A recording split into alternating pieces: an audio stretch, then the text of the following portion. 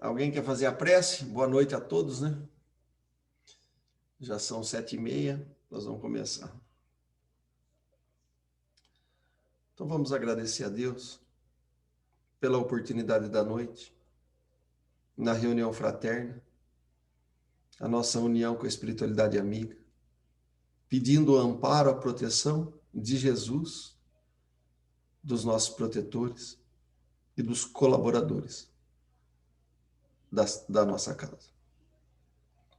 Que essas energias possam também auxiliar e ajudar a tantos espíritos desencarnados que passam por dificuldade nesses tempos de pandemia. Que essas energias, esse conforto, Senhor, envolva todos os corações que estão sofrendo, que estão com dificuldades e com desavenças. Que o nosso estudo, as nossas intuições, as nossas reflexões possam sempre ser norteadas nos princípios de Kardec. Nos ampare hoje e sempre. Que assim seja. A Márcia entrou. Boa noite. Eu vou apresentar aqui, porque eu nem sei se todo mundo tem o livro. Boa noite a todos. Tudo bem? Tudo bem, e vocês? Graças a Deus, tudo certo. Tudo jóia. Ó, nós estamos no estudo 12 já, né? É a 12ª terça-feira. Tentando estudar aqui, compreender os caracteres da revelação espírita do capítulo 1 da Gênesis. Nós estamos no item 50, são 62, faltam 12. No item 50, a terceira revelação chega numa época de emancipação e maturidade intelectual, quando a inteligência já desenvolvida não se reduz a um papel passivo, nada aceita às cegas, mas quer ver aonde o conduzem, compreender o porquê e o como das coisas. Então, esse primeiro parágrafo, Kardec vai estar colocando aqui, junto com a espiritualidade, que essa revelação, a terceira revelação, o Consolador Prometido, ela precisou passar por um tempo aonde pudesse ter uma maturidade intelectual, então nós precisaríamos ter um desenvolvimento intelectual, né, para poder, depois de desenvolvida essa inteligência, né, e essa maturidade, emancipando tudo isso, aí nós poderíamos ser um agente agora não passivo, né? Nada aceitando às cegas, mas ao contrário disso, né? Querendo ver aonde conduz as coisas, compreendendo o porquê e como de cada situação, de cada coisa, de cada objeto, analisando a nossa interação no mundo, para que a gente pudesse agora discernir com mais clareza a moral do Cristo. Porque todo o ensinamento da filosofia, da ciência e com o desenvolvimento moral do espiritismo é para que a gente possa conduzirmos por nós mesmos, conforme a gente compreende melhor, que nós, em vez de termos um papel passivo, aonde todo mundo está ditando regra e eu estou aceitando cegamente, aqui começa um processo de um papel ativo, né? E as coisas têm que ser questionadas para que a gente possa descobri-las por nós mesmos. E isso é importante porque eu vou construindo a minha fé, a minha fidelidade, a minha responsabilidade e a minha união com Deus por mim mesmo. Então, é praticamente o que Jesus falava. Olha, vá e não peques mais, né? Vá e não erres mais. Então, o que é isso? Vá, caminhe e avalie e não cometa os mesmos erros e nem outros erros. Então, dentro disso, para o Espiritismo poder aparecer com uma terceira revelação, teve esse ponto fundamental, que não é de se desprezar. Então, nós precisaríamos avançar, ter o conhecimento e a maturidade, a emancipação intelectual, para depois nós conseguirmos ser um colaborador do Cristo consciente.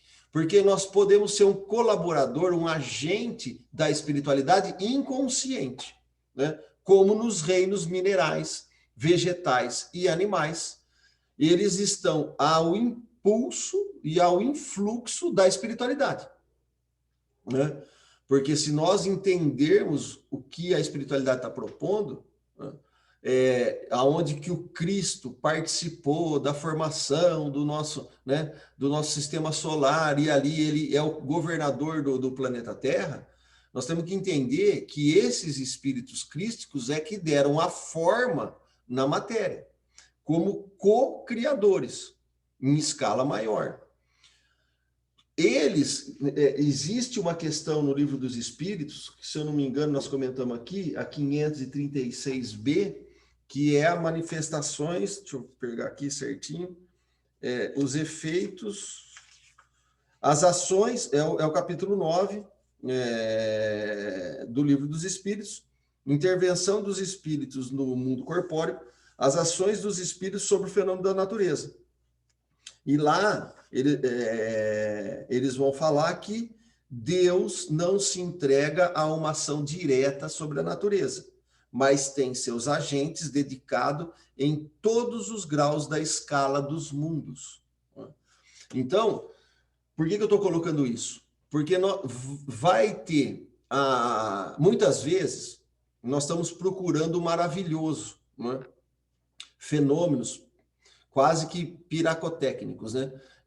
Numa reunião mediúnica, para ver materialização, para que os espíritos plasmem uma rosa, para que eles façam qualquer coisa, e aquilo vire quase que um amuleto da sorte, né?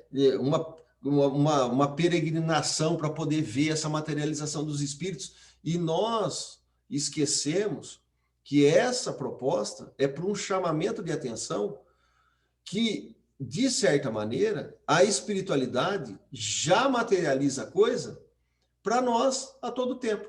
Então, se nós soubermos o que eles estão falando, nós não precisaremos desses fenômenos físicos, porque entenderemos que, se eu sair aqui no quintal da minha casa e pegar um torrão de terra, é uma materialização dos espíritos. Se eu ver a planta brotar, eu vou ver a manifestação da vontade divina e da ação da espiritualidade maior. Então, essa maturidade, essa emancipação intelectual, esse desenvolvimento, só agora nós vamos poder começar a compreender esse Deus, a compreender as intervenções nesse âmbito da espiritualidade.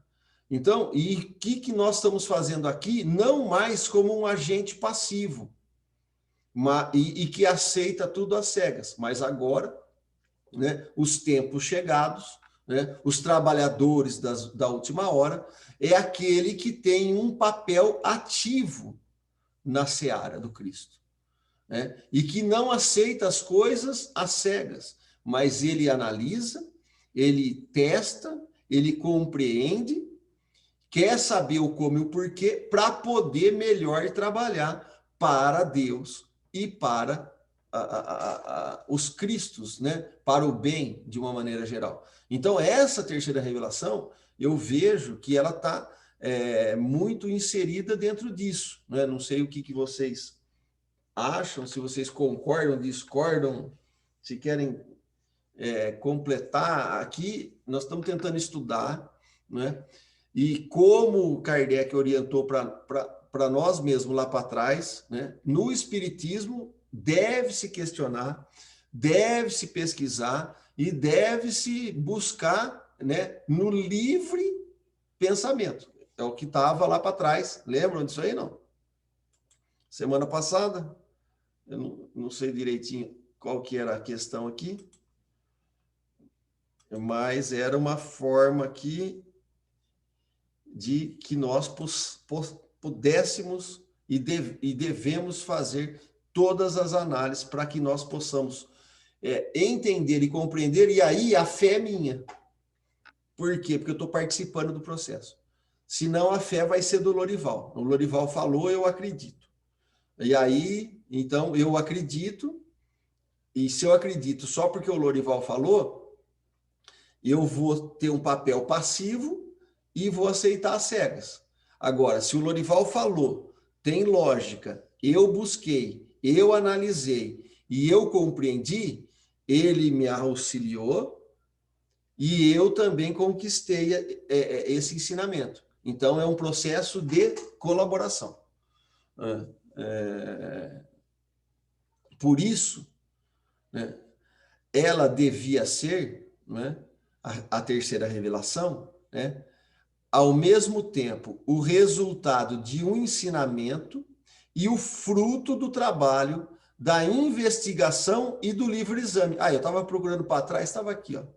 Então, por isso, ela devia ser, ao mesmo tempo, ela quem? A terceira revelação. Devia ser, ao mesmo tempo, o resultado de um ensinamento. Ensinamento de quem? Da espiritualidade. Eles estão apontando, eles estão orientando. Olha, é por aqui. Mas não abre mão do nosso trabalho e do nosso processo investigativo e do nosso livre exame, para que nós possamos estar colaborando e também termos a responsabilidade dessa produção em mim mesmo, não é? Então, fazer o evangelho no lar, por exemplo, eu vou ter os ensinamentos ali contidos, mas eu vou ter que trabalhar para aplicar isso em mim, eu vou ter que investigar em mim mesmo o que eu estou adotando de mentira, de espírito de sistema, de coisas de preconceito, e pelo meu livre pensamento e a minha ação, eu começar a trabalhar pela minha transformação. Então, o processo é um processo de colaboração e não é já diferente do passado. Eu vou lá e faço uma oferenda para Deus e eu estou dos meus erros e dos meus pecados e da minha responsabilidade, porque um agente externo vai me livrar de tudo isso.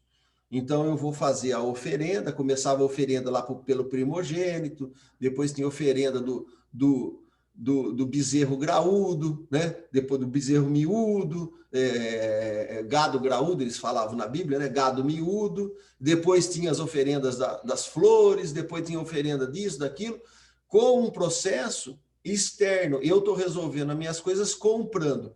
Depois a gente vai transformando, passando o tempo, eu dou a cesta básica, eu já estou quites, né? Eu tomei ali um pouquinho de água fluidificada, já resolveu. Tudo isso ajuda, não estamos desprezando nada disso, né? Como proposta de pedagogia, mas o que transforma é a nossa ação no bem, é a nossa transformação.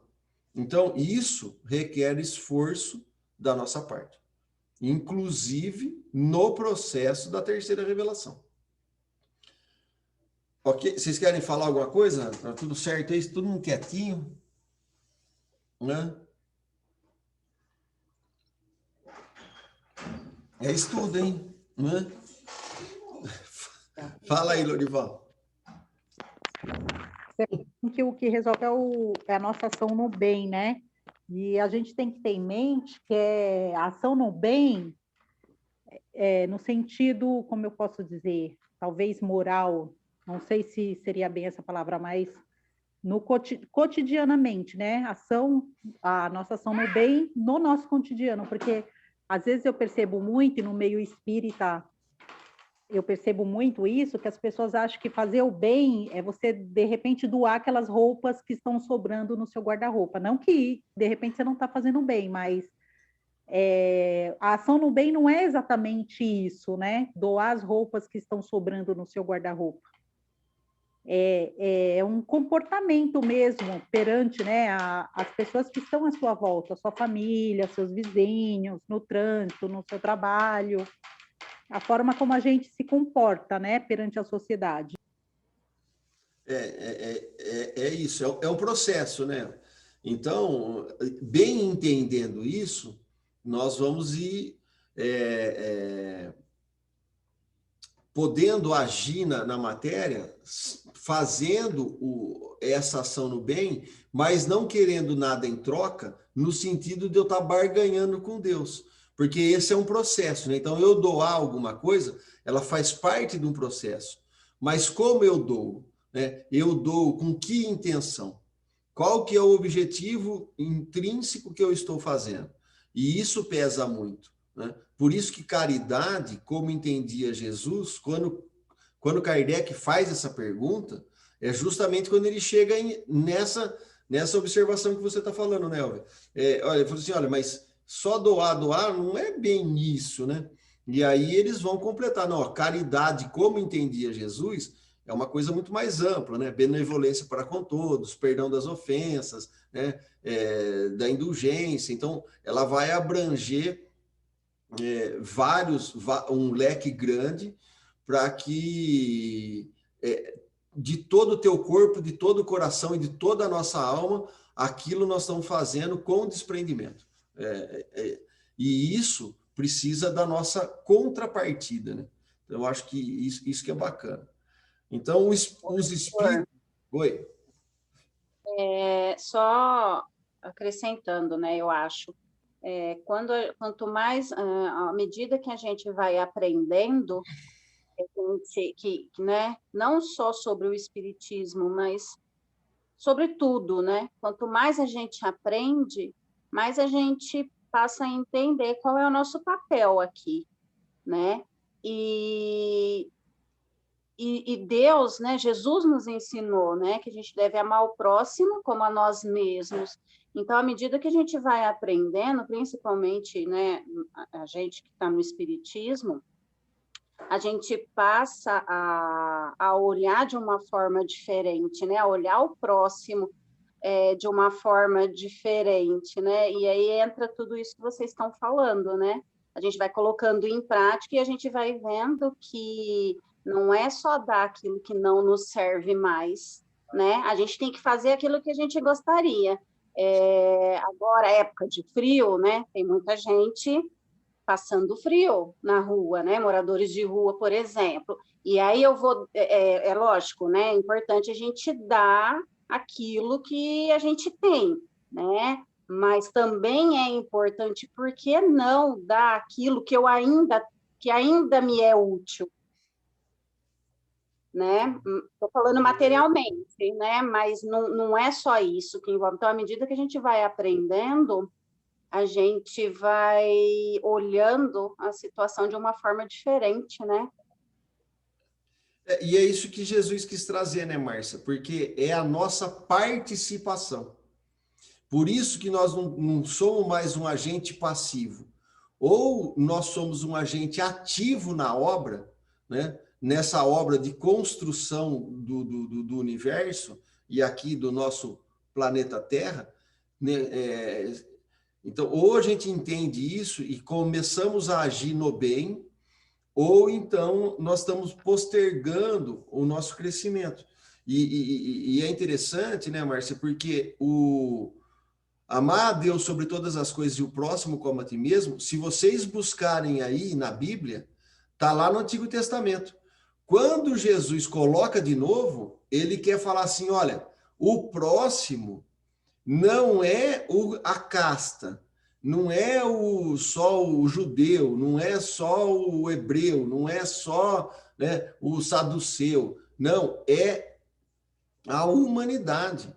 Então ele extrapola isso, né? Quando ele vai conversar com o doutor da lei, o próprio doutor da lei fala, né? Amar Deus sobre todas as coisas e o próximo como a ti mesmo. Ele já estava na lei, estava no Antigo Testamento. Só que é o nosso caminho atual, né, Arthur? Oi? caminho é igual para todo mundo. Não, A sim. gente, né? Então, assim, independe de quem é o próximo, né? Se é o meu marido ou se é alguém que eu nunca vi na vida, a gente tem que fazer igual, porque a caminhada é igual para todo mundo, né? Tempos diferentes, mas o caminho é o mesmo. O caminho é o mesmo. Mas quando Jesus vem trazer isso, é realmente ele quebrar isso. E ainda, né, a humanidade em si, ela está perdida nisso. Porque a humanidade, ela tá trabalhando, mas ela está trabalhando muito ainda no egocentrismo, né? Muito no espírito de sistema, muito para povos separados. Então, você vê esse desequilíbrio, essa desigualdade toda, que teoricamente nós temos capacidade científica, capacidade intelectual e tecnológica para resolver todos os problemas, né? No sentido de equiparar a fome, moradia para todo mundo, conforto para todo mundo. Nós temos condição de fazer isso. O problema nós estamos dispostos a fazer isso? Esse é o movimento que nós estamos começando a realmente tentar construir. E isso não é discurso, porque muitas vezes a gente usa a narrativa para justificar isso, mas a intenção é outra. Então nós temos que conciliar. E aí eu estou falando, não estou falando pessoalmente, eu estou falando o planeta em si, né? Esse conjunto ainda, ele é muito materialista, tem muito egoísmo ali, e tem muito interesse financeiro por trás. Então, as coisas não se resolvem, né? Mas estamos ao caminho, né? E o que vai fazer a diferença? A nossa participação. A nossa participação, como Jesus estava propondo, né? E o Espiritismo, os Espíritos, ele vem fazer o quê? Eles vêm ensinar somente o necessário para colocar o homem no caminho da verdade. E muitas vezes a gente vai na casa espírita ou vai ou vai consultar os oráculos, né, para obter o supérfluo. Não é o necessário, né? E nem para o caminho da verdade, porque eu não estou buscando o caminho da verdade, eu estou buscando o caminho da satisfação, que é diferente do caminho do que é correto, né? E isso é uma discussão que Platão tem lá no livro As Leis. Ele vai colocar isso. Falou, olha, se uma pessoa ela está buscando a satisfação dela e a outra pessoa está buscando o que é correto para a maioria, para atender a maioria que ele consegue, quem que está mais próximo da verdade? Quem que está mais próximo, né, de agradar os deuses? Que naquela época a cultura de Atenas era vários deuses. Mas a proposta dele é a proposta daqui, né? Que nós estamos comentando. Então, os espíritos, eles só vão ensinar o necessário. O necessário para quê? Para colocar o homem no caminho da verdade. Então, quando nós vamos buscar o espiritismo, ou vamos buscar a comunhão com os espíritos para satisfazer o supérfluo, ou para buscar a satisfação fisiológica, nós estamos desviando do objetivo, né? Então, olha o que Kardec coloca. Os espíritos abstendo de revelar o que o homem pode encontrar por si próprio, deixando-lhe o cuidado de debater, controlar e submeter tudo ao crivo da razão, deixando-o frequentemente adquirir experiências às suas custas. Olha que bonito. É um processo de colaboração da espiritualidade, mas é um processo do educador. Ele aponta o caminho, ele não dá todas as respostas. Ele exige que nós debatamos, que nós possamos passar por um controle nosso, submeter ao crivo da lógica, da razão, da experiência. Nós vamos precisar experimentar isso aí, experienciar as situações para avaliar se elas são boas ou más. E se nós vamos repetir o mal ou se nós vamos repetir o bem. Se nós formos repetir o mal, nós vamos transformando a nossa conduta num vício. Se nós vamos repetindo o bem, nós vamos transformando a nossa conduta em virtude. E essa é a diferença. Então, o que os espíritos vão dar? Dão-lhe os princípios e os elementos. E ao homem cabe aproveitá-los, colocando-os em ação. Então, aqui é bonito, porque a oração é a ação da hora. O que eu estou fazendo com a revelação que a espiritualidade está nos oferecendo, né? Em todos os tempos, em todas as épocas, não só o espiritismo, né? Mas de todos os povos, todos esses conceitos que apontam o caminho da verdade, o que eu estou fazendo com isso? Né? Como que eu estou colocando esse objeto em ação? Porque não adianta eu possuir a coisa e não colocar em ação, né? Que é o que a Márcia estava falando. Não adianta eu ter o dinheiro e eu não colocar ele em circulação. Eu não consigo passar ele para o próximo. Então, a riqueza material ou a riqueza espiritual, se eu não colocar ela em ação, ela nada serve. A gente acaba jogando no celeiro. E aí não tem finalidade. Né? Então, você não dá conforto, você não dá comida, você não dá abrigo, você não faz nada, né? Na parte material. E nem faz nada na parte espiritual. Então, esse objetivo aqui da terceira revelação, eu acho que tem bem essa finalidade, né? Não sei se vocês querem completar também, ajudar aí. Podemos seguir, tudo certo? O Ravaz está quietinho aí, não falou nada até agora. O 51. Considerando que os elementos da revelação espíritas foram ensinados simultaneamente em muitos pontos a homens de todas as condições sociais e de diversos graus de instrução, fica evidente que as observações não podiam ser feitas por toda parte com o mesmo resultado. Então, isso é um ponto para a gente observar. Se os elementos da revelação que é dado pelos espíritos foram ensinados simultaneamente em vários pontos a homens de todas as condições sociais, por diversos pontos do globo, de diversos graus de instrução, é claro, fica evidente que as observações não podiam ser feitas por toda parte com o mesmo resultado. Então, você poderia ter o mesmo fundo, mas de diversas formas diferentes, diversas linguagens diferentes, porque estavam passando ali também por diversos médiums diferentes. E que as consequências a extrair, a dedução das leis que regem essas ordens de fenômenos, em suma, a conclusão sobre a qual deviam apoiar as ideias, deveriam sair somente do conjunto e da correlação dos fatos. Então, isso é muito importante. A proposta da revelação dos espíritos, ela tem por objetivo não ser exclusividade de nenhum espírito e de nenhum médio isoladamente. A revelação dos espíritos, ela é por diversos pontos, por diversos espíritos e por diversos médiuns, aonde a conclusão ela deve apoiar, né, somente na correlação do conjunto desses fatos.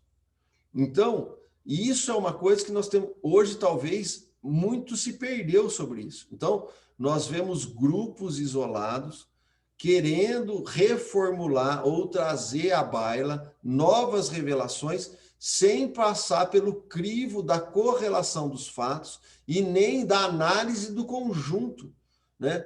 Tendo eles a exclusividade de ser um revelador divino e ampliador ou, às vezes, reformador da doutrina espírita.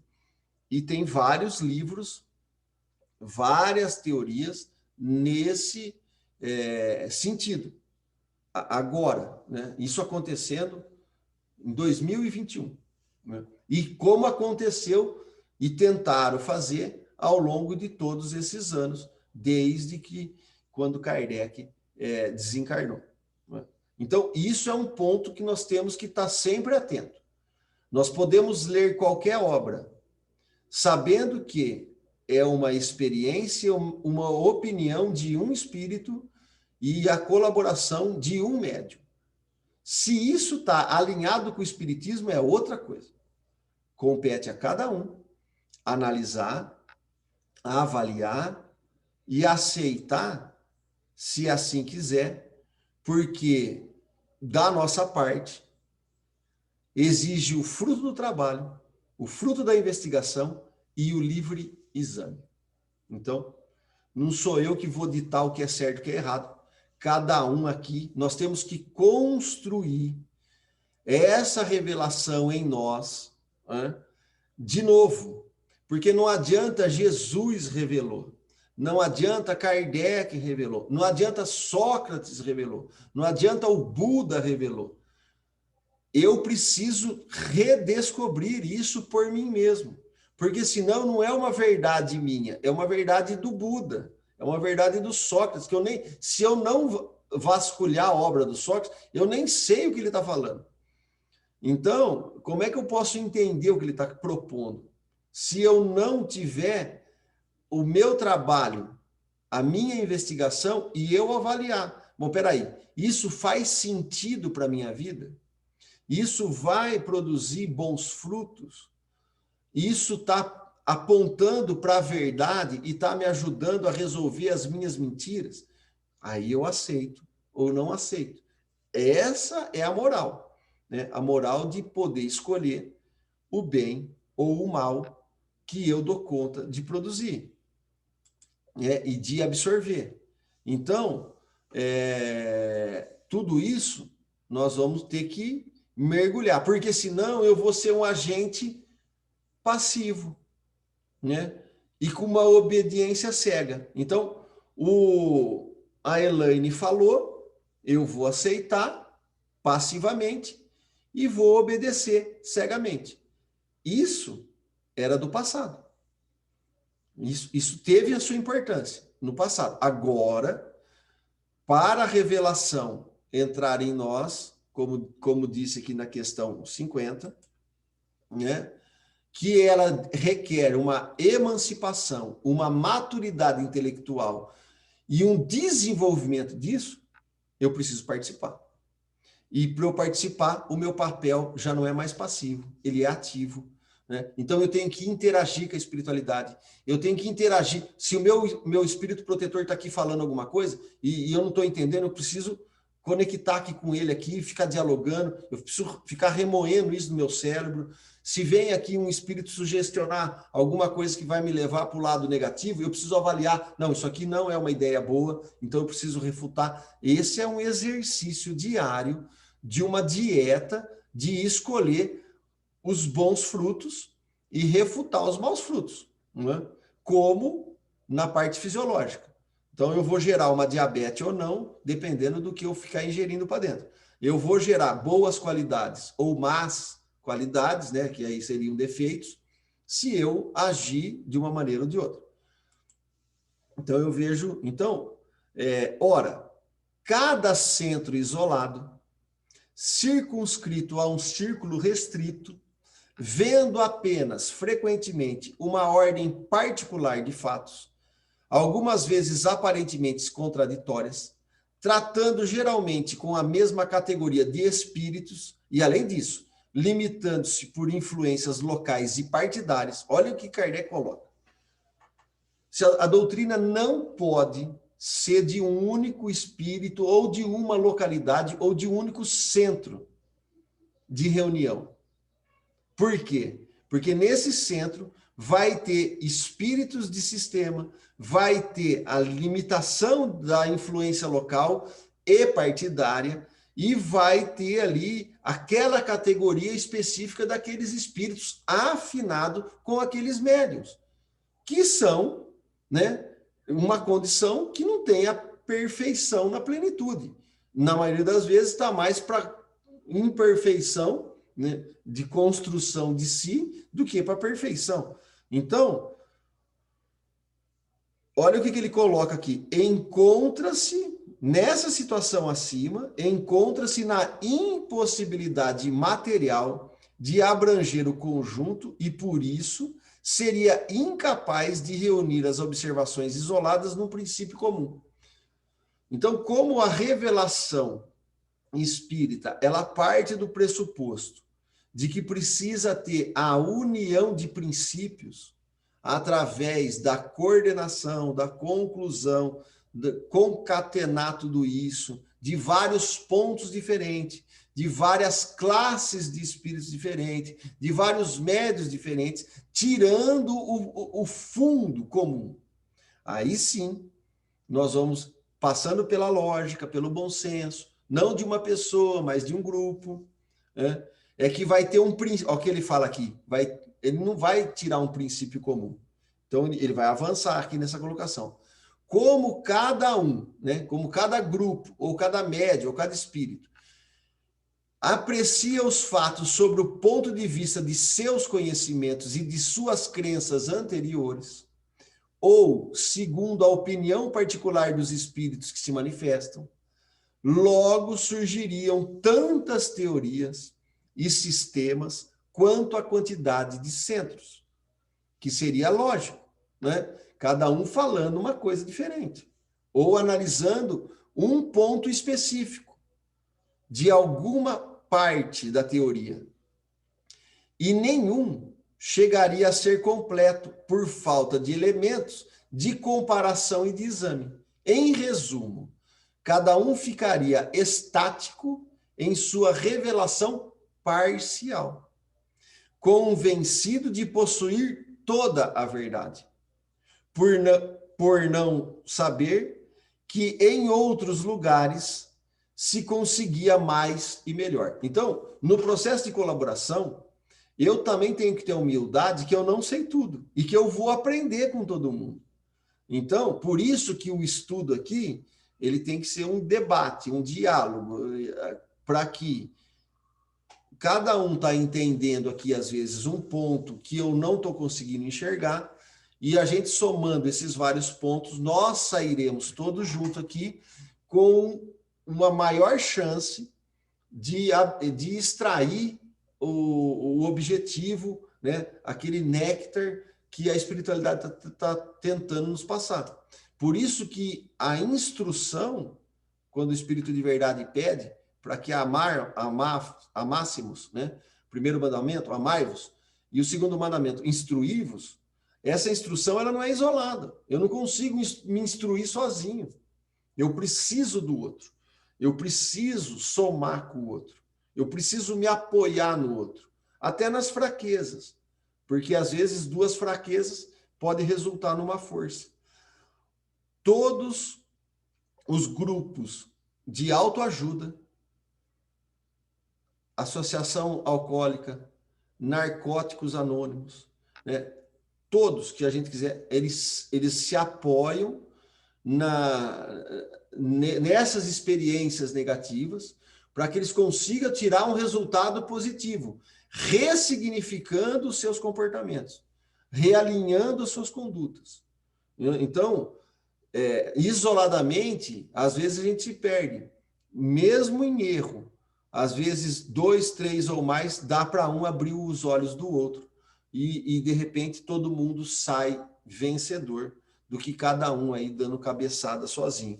Isso é um ponto fundamental que Kardec coloca e que o movimento espírita tem feito um esforço gigantesco para menosprezar, né?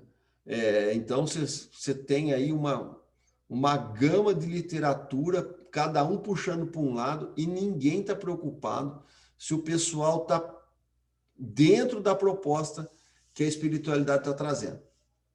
Cada um quer um destaque diferente, cada um quer... E isso não é muito legal, né? A gente mais perde do que ganha por falta dessa coordenação maior que Kardec propunha lá atrás, né? Acabou se perdendo bastante isso, né? Não de tudo, mas de uma maneira geral. Vocês concordam? Fala um pouco aí que eu estou com a garganta seca. Vai, Elaine. Márcia, Eva, Marcos, Lorival, cadê o Crispim?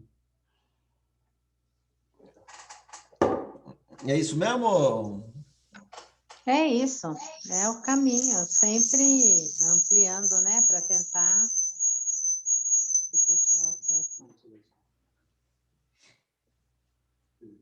Ampliando o máximo para a gente aprender, né? Sempre compartilhando. Sozinho é muito difícil mesmo. É só nossa opinião. O autodidata, né, é complicado.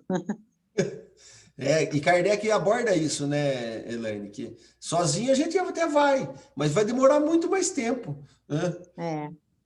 E aí você também vira dono da verdade, né? É o que ele fala aqui, né? Nós temos parte da revelação, porque nós demos conta de analisar só um pedacinho, né? Que ele fala aqui no final. E aí, aqui, ó, em resumo, cada um ficaria estático em sua revelação parcial. Ele ficaria tão maravilhado com a coisa que talvez a gente perderia uma existência inteira fixo naquilo, convencido de possuir toda a verdade, né? Olha que interessante, né? Praticamente os movimentos religiosos se fecharam, né? Se cada um conseguisse abrir-se, bebendo na fonte dos outros e somando tudo que tivesse de bom, né, Elaine? Já pensou que maravilha seria? Hã? Analisar com critério mesmo, olha, nós estamos errando nisso e o pessoal ali está acertando naquilo. O outro pessoal entendendo a mesma coisa e todo mundo pegando o que tivesse de mais harmônico, de mais verdadeiro de cada segmento. Já imaginou tudo dando certo, né? Não é? Nós vamos aprender com o protestante. Algumas instituições conseguem atrair os jovens, né? E aqueles que vão, os pastores, né, principalmente, tem um grupo forte, um peso, né, na questão dos vícios, que a doutrina espírita não tem, porque nós falamos muito sobre livre-arbítrio, escolhas, então a gente deixa para a pessoa escolher para ela entender, né?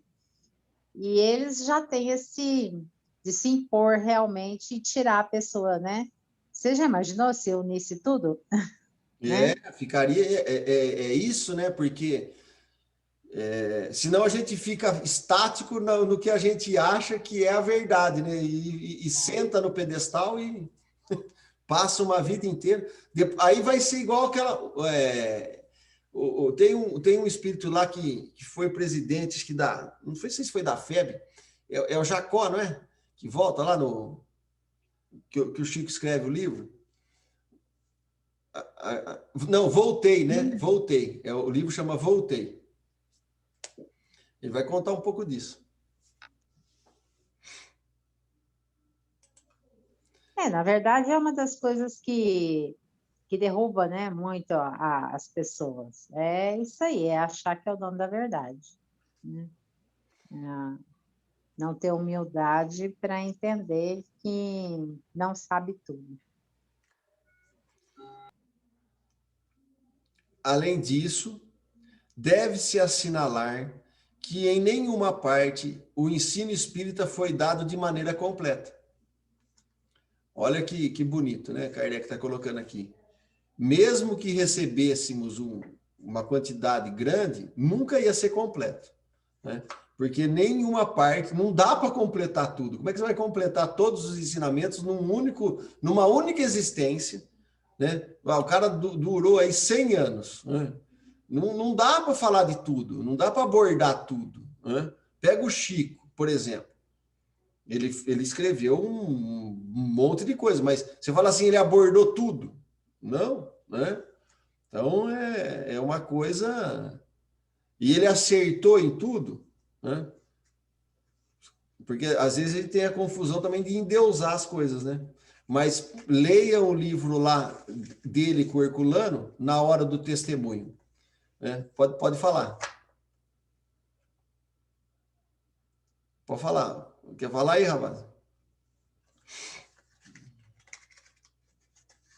Eu nunca li esse livro, mas eu já li aquele Brasil, Coração do Mundo, Pátria do Evangelho, e, sinceramente, eu fiquei horrorizada com esse livro. Acho que esse livro é o pior livro que eu já li na minha vida. Precisa. O problema, né, Elvia, é que a gente não tem ainda os originais, né? Então, tem algumas coisas. Falando, por exemplo, esse livro que você está citando, a versão que a gente tem, ele valida Rustang como um dos reveladores da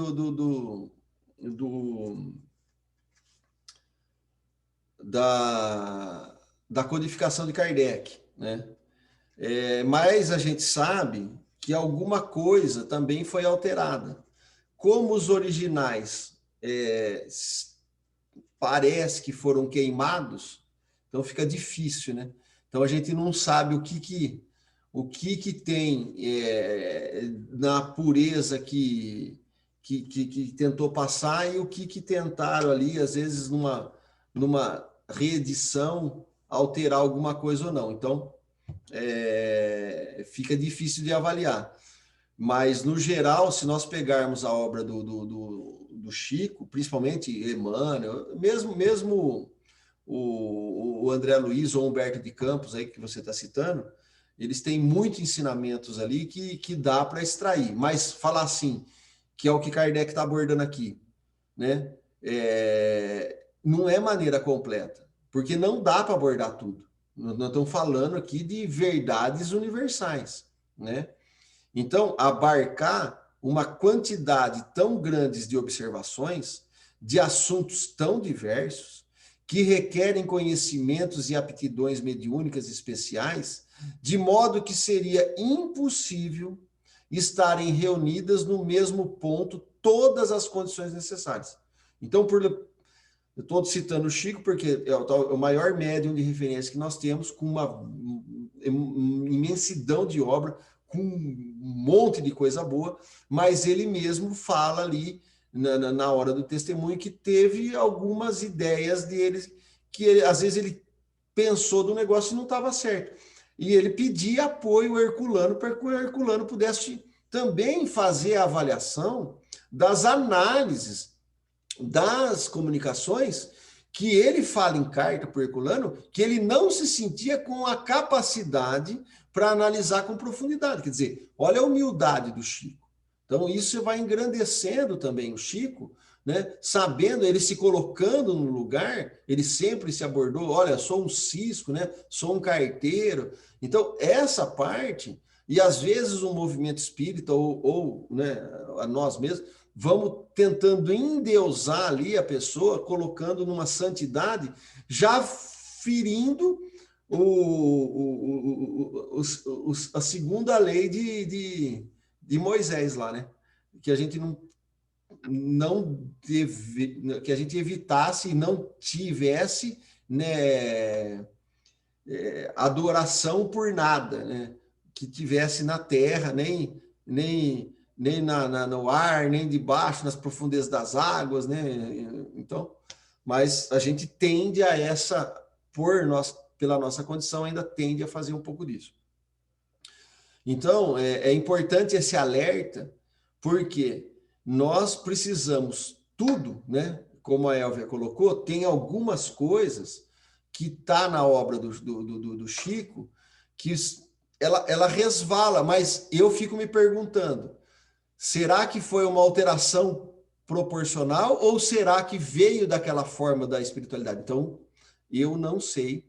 O que eu sei é que não se tem os originais, então fica complicado para a gente ir nas fontes primárias.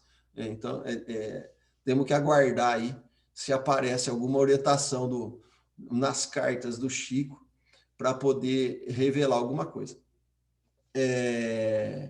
Abarca uma quantidade de coisas, de quantidade tão grande de observações, de assuntos tão diversos, que requerem conhecimentos e aptidões mediúnicas especiais, de modo que seria impossível estarem reunidas no mesmo ponto todas as condições necessárias. Né? Então, Kardec que está falando, olha, é impossível reunir no mesmo ponto todas as condições necessárias para abarcar tudo de maneira completa, devendo o ensino ser coletivo e não individual. Os espíritos dividiram o trabalho e distribuíram os temas de estudo e observações. Da mesma forma que nas fábricas, a confecção de cada parte de um mesmo objeto é repartida para diversos trabalhadores. Porque é o processo de colaboração, né? Então, nós não vamos conseguir, no nosso estado, nosso patamar evolutivo, abarcar todos esses conceitos. E isso vai ser pulverizado em vários pontos do globo. Então, nós vamos precisar ter o nosso trabalho, a nossa, que é o item 50 aqui, né? O nosso processo de observação, o nosso processo de investigação, o nosso fruto do nosso trabalho e o nosso livre-exame para chegarmos a uma conclusão mais próxima do que nós damos conta, né? Então, quando a gente lê alguma coisa que daquele autor ou daquela obra não condiz muito com Kardec, não precisamos refutar o autor inteiro e nem ficar falando mal. Naquele ponto, eu posso escolher ficar com Kardec e aproveitar um monte de outras coisas que naquela obra serviu para me esclarecer, para me elevar e assim por diante. Então, cada um vai ter que fazer esse esforço, né?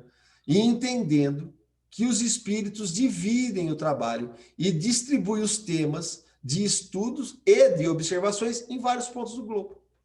Da mesma forma, né, Kardec está falando aqui a analogia da fábrica, da confecção, que para ficar aprimorando isso, cada um faz um pedacinho, você junta tudo, e aí você tem uma obra completa, né? E isso tem tudo a ver com o espírito de colaboração, né? Tem tudo a ver com a proposta do Espiritismo. Então tem uma lógica por trás disso. Desse modo, a revelação é feita parcialmente em diversos lugares e por uma multidão de intermediários, não é por meia dúzia, né? Agora, antes a revelação era individual, lembra lá? E estava circunscrita numa personalidade e numa região. No Espiritismo, ela é dos espíritos, ela é de diversas regiões e por diversos intermediários. Foi assim e sempre será assim. É o que Kardec está orientando, né? Olha, a espiritualidade está apontando que é assim. Então, dessa maneira, prossegue ainda agora, já que nem tudo foi revelado. Olha só, nós estamos, só para lembrar aqui, nós estamos estudando a última obra de Kardec, que é a Gênesis, de 1868, é isso? 68? Ele editou isso aqui em 69, ele desencarna. Primeira edição em 1868, ele reedita depois a mesma edição que é da primeira, né? Porque teve a primeira, a segunda e a terceira reedições em vida, sem alteração. A primeira, a segunda e a terceira no francês são fidedignas, não tem nada mudado, né? Kardec desencarna, né? Ele está falando isso no 3 meses, ele está afirmando isso aqui, 3 meses antes de desencarnar. Então, dessa maneira, prossegue ainda agora, já que nem tudo foi revelado. Cada centro encontra nos demais o complemento daquilo que obtém. E tem sido o conjunto, a coordenação de todos os ensinos parciais, o que constitui a doutrina espírita. Então, doutrina espírita, para Kardec e a espiritualidade, é a capacidade de unificação no sentido de cada ponto parcial ter a análise, um se completa com o outro, nesse conjunto, através dessa coordenação de todos esses ensinos, é que constitui a doutrina espírita, e não o contrário. Era necessário, só essa frase aqui já invalida a pretensão do Rustang dele querer, por um único médium, de uma única obra, que são quatro, né, os 4 evangelhos, né, são os 4 evangelistas ali, por uma médium, né, que escreveu para Kardec. Isso tem a carta dela, aonde ela estava recebendo uma obra e ela não concordava com o que estava escrevendo. Né? Ela faz esse relato para Kardec.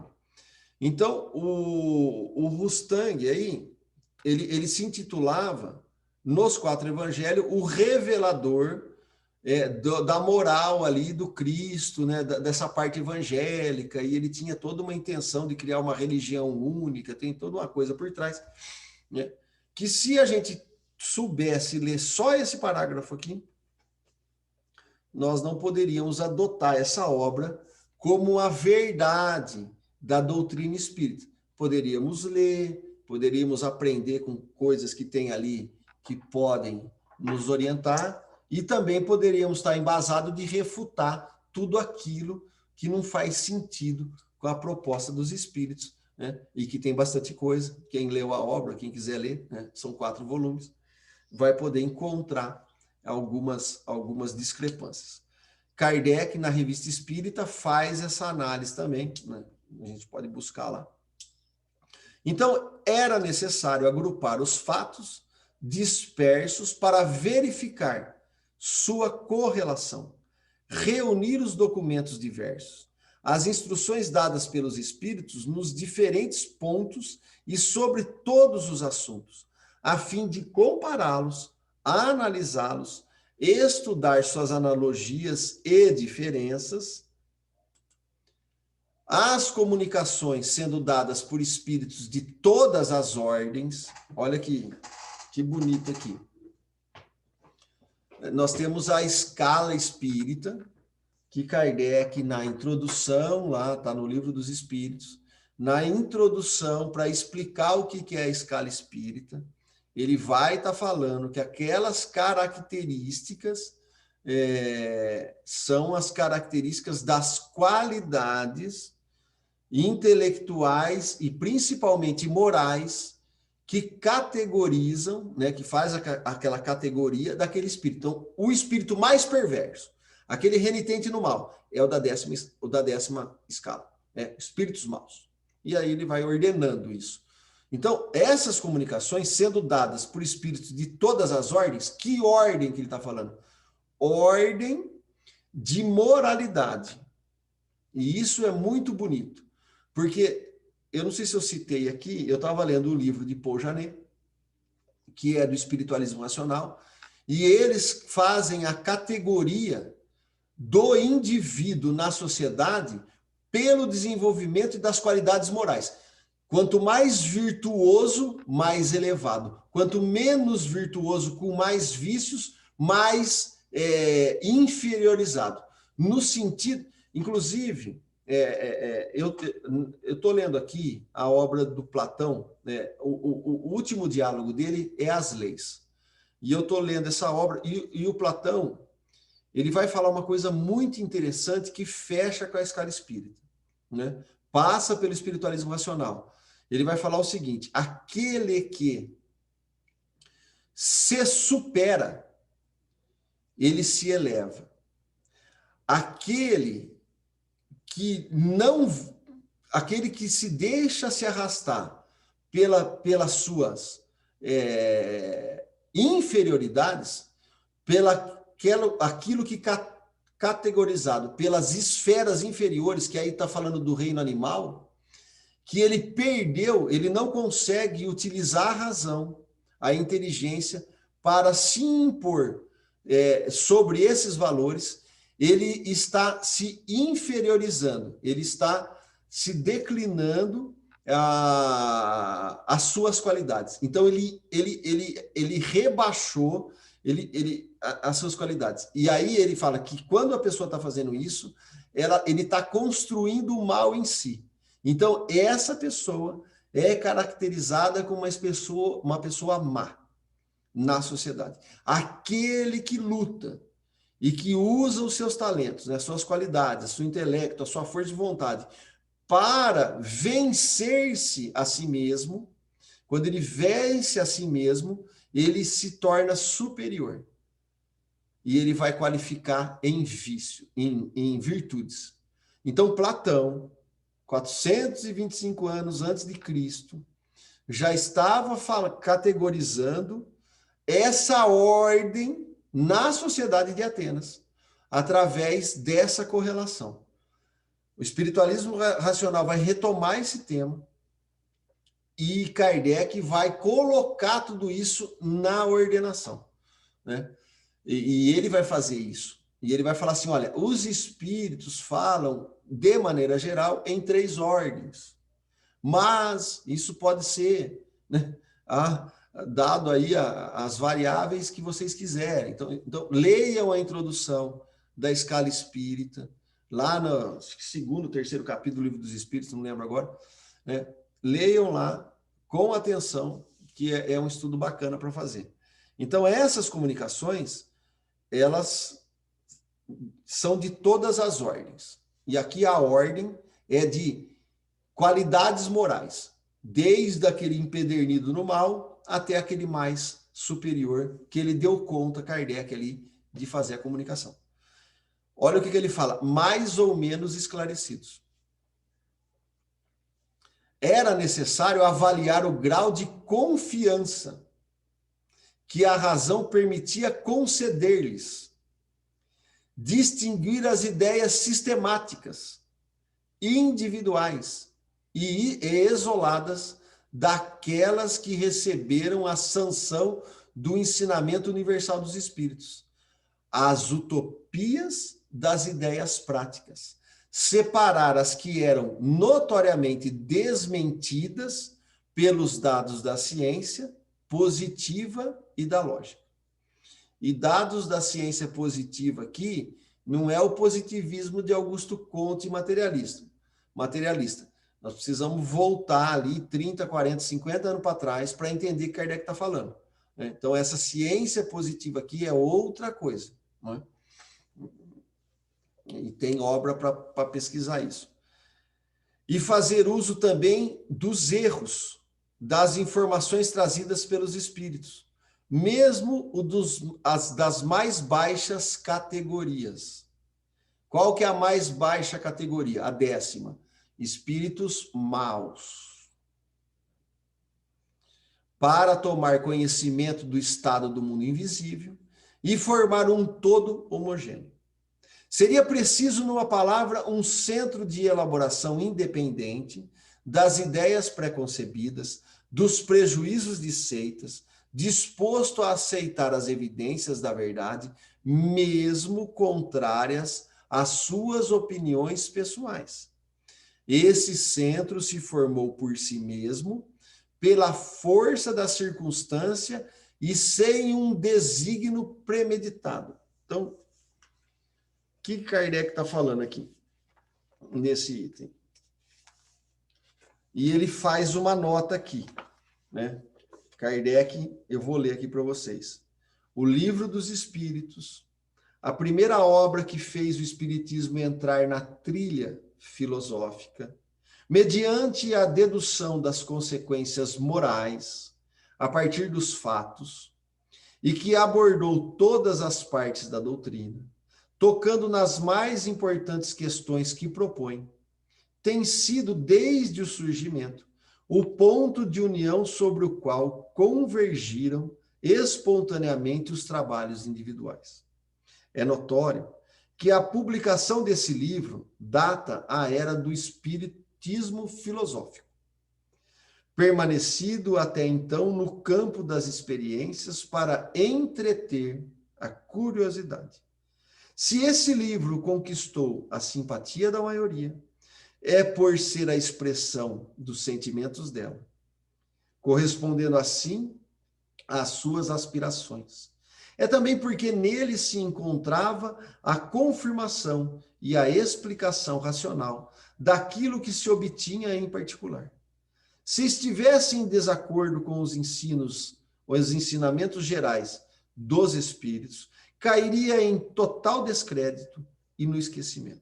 Ora, qual tem sido esse ponto de convergência? Por certo, não foi o homem que nada vale por si, por ser trabalhador que morre e se vai, mas a ideia que não perece por emanar de uma fonte superior ao homem. Nota de Kardec. Então, esses pontos aqui do item 50, 51, 52, Kardec está falando, fazendo um esforço, a espiritualidade aqui, que todo o trabalho dele não pode deixar de ter esses princípios, porque senão nós não vamos conseguir dar sequência a essas revelações dos espíritos que parou. Né? Parou, por que parou? Porque nós não tivemos a capacidade até agora de ser criterioso e de formar, né, um centro com essas características, sem ser premeditado, sem aceitar evidências que às vezes são contrárias à opinião particular. Então, essa união de princípio, né, ela acabou se perdendo dentro da doutrina, porque não conseguiu se fazer isso. Tentou-se fazer uma unificação, mas que não é com esse objetivo. Tem objetivos outros e aí a coisa se perde. Porque está mais preocupado com estrutura religiosa, né? Hierarquia de poder e resultado financeiro, do que realmente desenvolver a ciência, a filosofia, com consequências morais, com o diálogo e o apontamento da espiritualidade. Então, nós vamos ter que resgatar isso nesse sentido. Temos que voltar na proposta original de Kardec e começar tudo de novo para poder entender o que Kardec está falando. Né? E passa por esses caracteres, porque senão o movimento espírita se perde. Né? Ele se perde em si mesmo, ele sai desses princípios e cada um puxa para um lado. Ok? Algum comentário? Ajuda aí. Vocês estão aí ainda, não?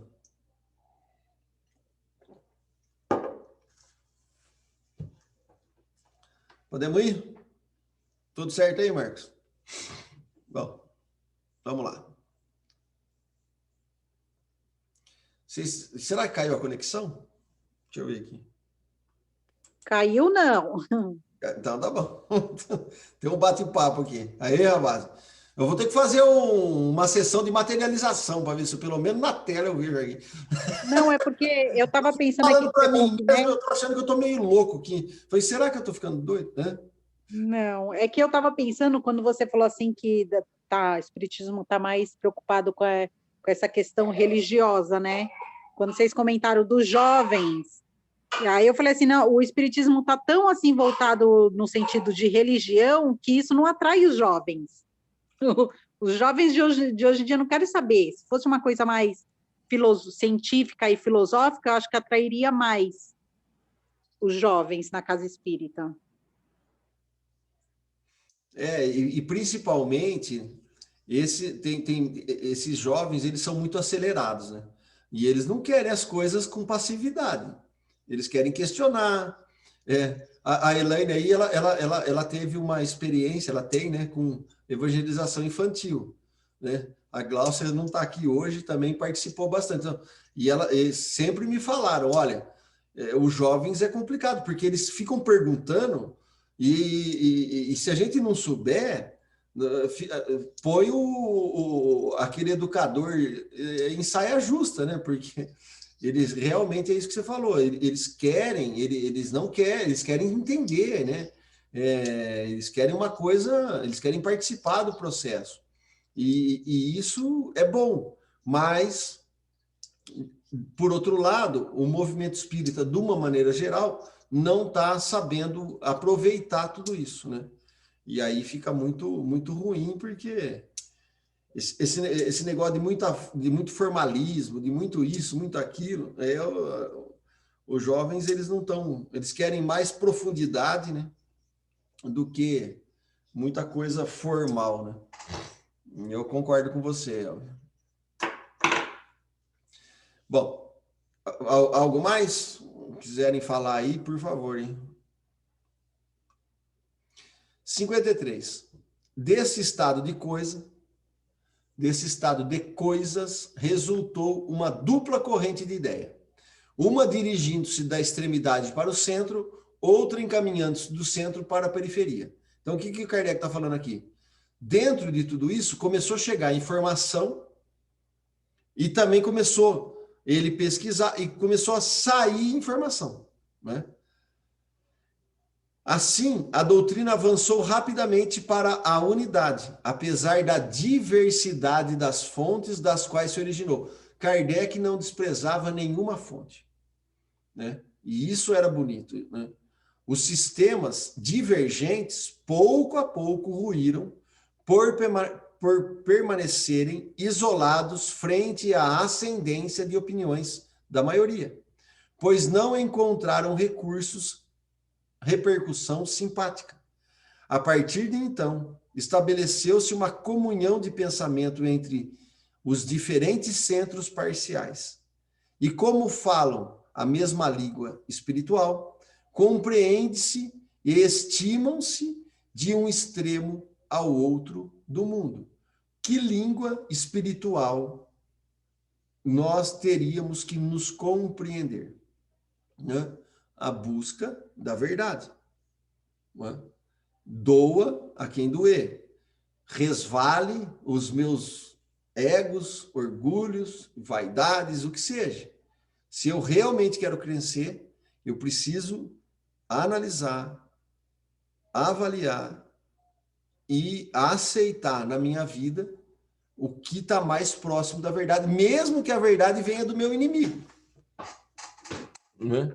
E aí precisa ter desprendimento, humildade, para poder enxergar esse tipo de coisa, né? Porque se eu ver no meu irmão um concorrente, se eu ver no outro centro um adversário, nós nunca vamos conseguir chegar num espírito aqui de sistema, né? E nem vamos falar a mesma língua espiritual.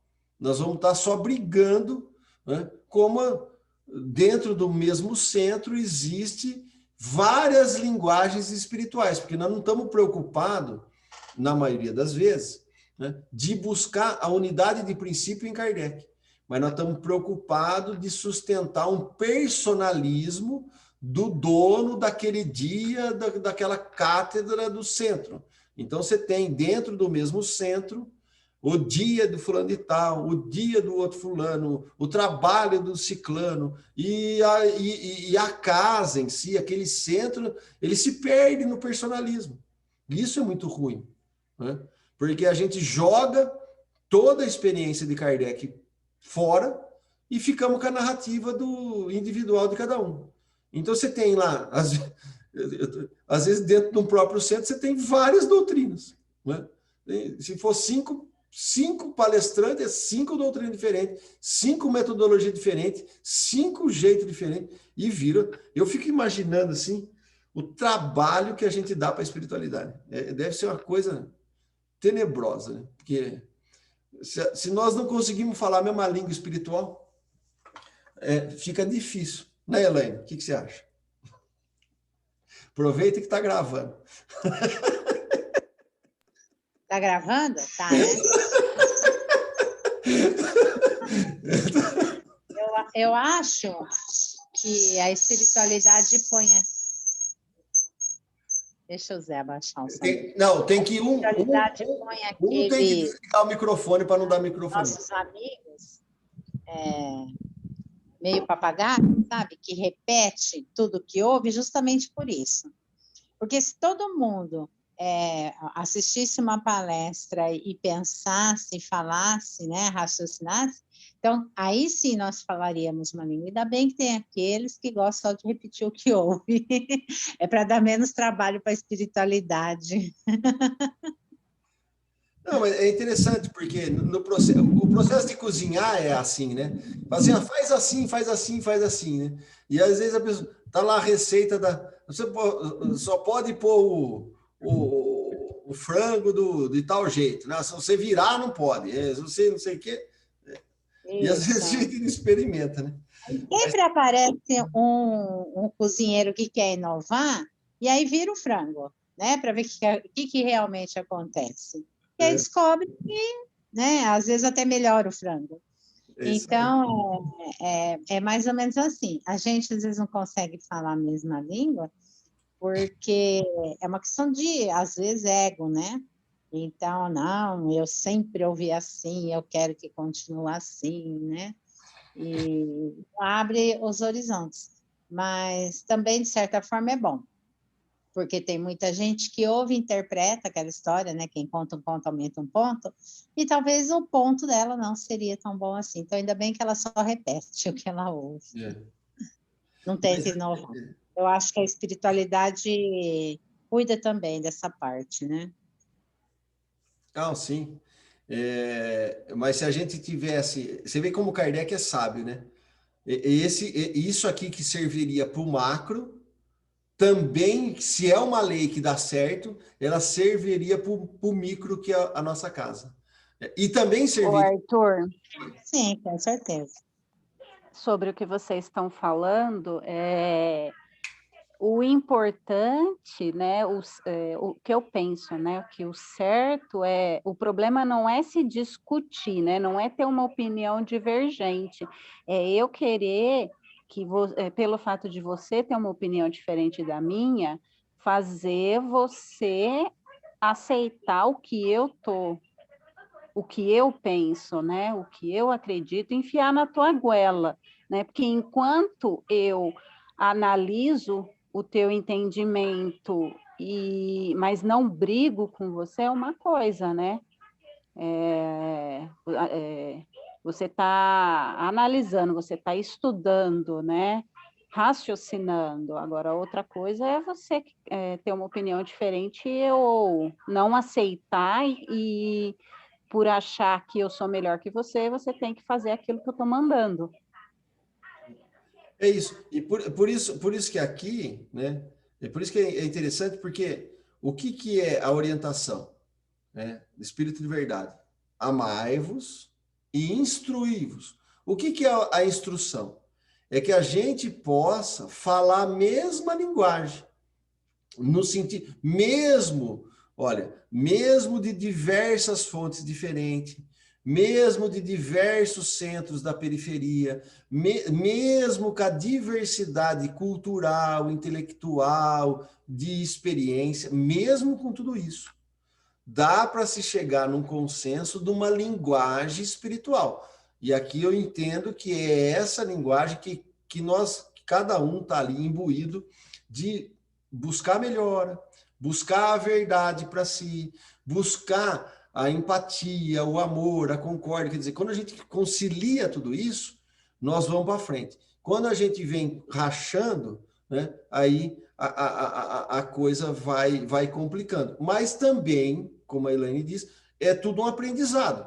E nós vamos também, de certa maneira, crescendo, às vezes dando umas trombadas, né? Poderia ser um pouquinho diferente, mas também é um processo. Agora, o que eu acho muito bacana dos 50, 51, 52, 53 é que todos esses princípios dá para a gente colocar no macro, dá para colocar no micro, dá para fazer isso dentro da nossa casa, e daria para fazer, o que eu falo muito com o Ravazzi, como Kardec tem essa sabedoria, se a gente usasse isso realmente para resolver os nossos problemas sociais. Porque se tivesse condição de sentar, dialogar, tirar, né, de cada lugar aquilo que seria de proposta unificadora, nós resolveríamos todos os problemas. Né?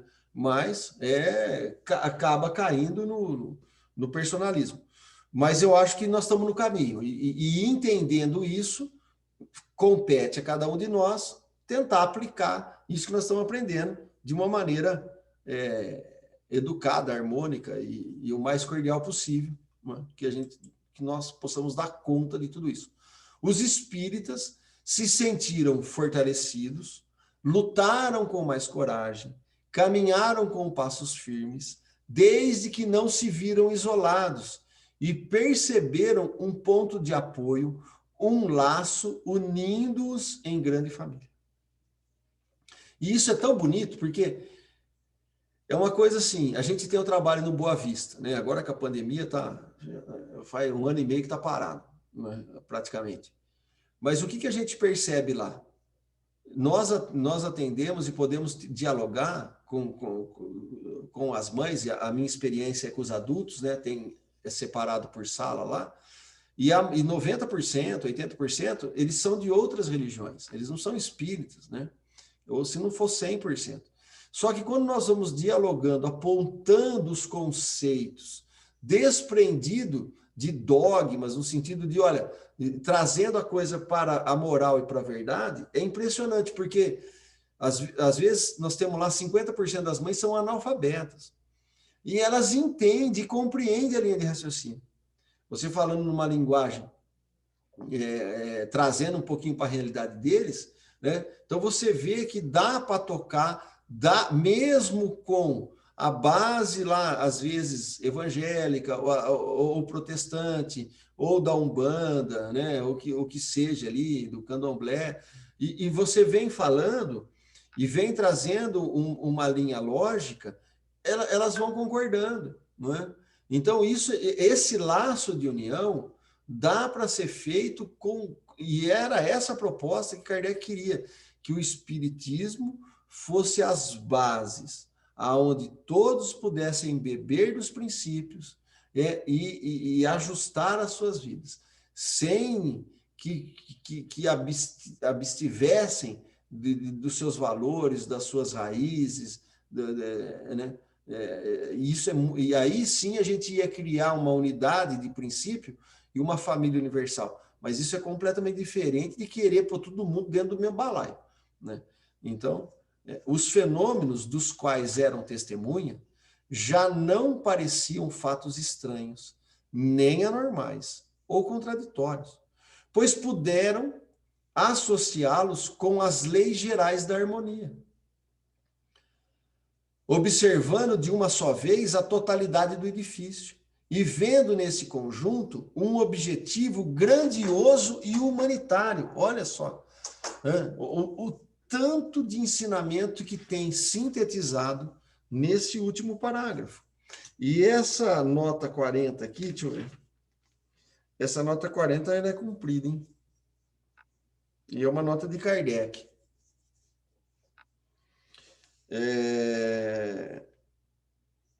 Mas eu acho que vale a pena. Pena que eu não pus aqui, né? Da próxima vez eu vou tentar colocar aí para vocês acompanharem. Um testemunho significativo tão notável quanto tocante dessa comunhão de pensamento que se estabeleceu entre os espíritas pela conformidade de suas crenças são os pedidos de preces chegados de países mais distantes, desde o Peru até a extremidade da Ásia, formulados por pessoas de religiões e nacionalidades diferentes. Olha aqui que bonito. O pessoal estava entendendo de pessoas de religiões diferentes, de nacionalidades diferentes, do Peru à extremidade da Ásia, né? Chegando pedidos de prece. Não será isso o prelúdio de uma grande unificação que se prepara? Olha a propósito de Kardec. A unificação que ele está falando aqui é as bases da fraternidade universal. Não é da imposição universal. Não é a prova das raízes profundas formadas pelo espiritismo em toda parte. É digno de nota que de todos os grupos que se formaram com a intenção premeditada de promover a cisão, ao proclamar princípios divergentes, assim como todos aqueles motivados por razões de amor próprios ou outras, para não parecer que se submetem à lei comum, se consideraram suficientemente fortes para caminharem sozinhos, imaginando-se dotados de luzes suficientes para desprezar os conselhos. Nenhum chegou a construir uma ideia preponderante e viável. Todos se extinguiram ou vegetaram na sombra. Não poderia ser de outro modo, pois para se distinguirem, em lugar de se esforçarem por proporcionar um número maior de satisfação. Rejeitaram exatamente os princípios da doutrina como o maior poder atrativo, os mais encorajadores, consoladores e racionais. Se houvessem compreendido a força dos elementos morais que constituíram sua unidade, não haveriam se enganado por uma quimérica ilusão, mas confundido o pequeno círculo por eles constituído como o universo, não viram nos adeptos mais que um grupo que poderia ser derrubado por outro grupo. Equivocaram-se derrubando por outro grupo. Trata-se de um estranho mal entendido sobre as características essenciais da doutrina. Tal erro só podia trazer desapontamento. Em vez de romperem a unidade, quebraram o único vínculo que podia lhes dar a força e vitalidade. Isso está inserido, o espiritismo sem os espíritos, o espiritismo independente. Revista Espírita, abril de 1866, nota de Allan Kardec. Então, quem quiser se aprofundar nesse tópico, né, depois a gente coloca lá no grupo certinho, na Revista Espírita, abril de 1866. Então, Kardec está apontando aqui que tinha uma união dentro das propostas basilares, né, de várias religiões e de várias nacionalidades, desde o Peru aqui até a extremidade da Ásia. Pessoas pedindo prece, às vezes orientações, conhecer os princípios basilares. Então, vale a pena dar uma olhada lá. Porque isso, se você ia buscar uma unidade dentro das leis universais. Né? Fazer de tudo isso uma única religião do planeta, com um sistema hierárquico de poder, passa bastante longe, né?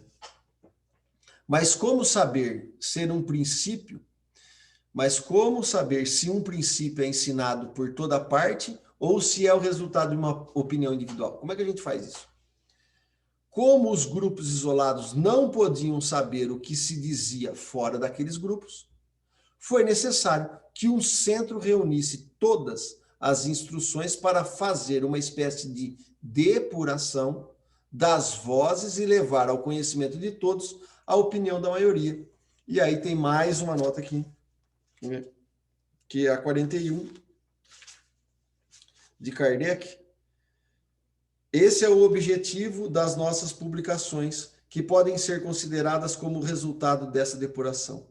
Nelas, todas as opiniões são discutidas, mas as questões somente são apresentadas em forma de princípios depois de haverem recebido a consagração e todos os exames, pois somente eles podem outorgar força de lei e permitir afirmações. Por essa razão, não preconizamos levianamente nenhuma teoria, e é por isso que a doutrina, em sendo consequência do ensino geral, não representa o resultado de um sistema pré-concebido. É isso que lhe dá a força e assegura o seu futuro. Né? Então, 9 horas em ponto.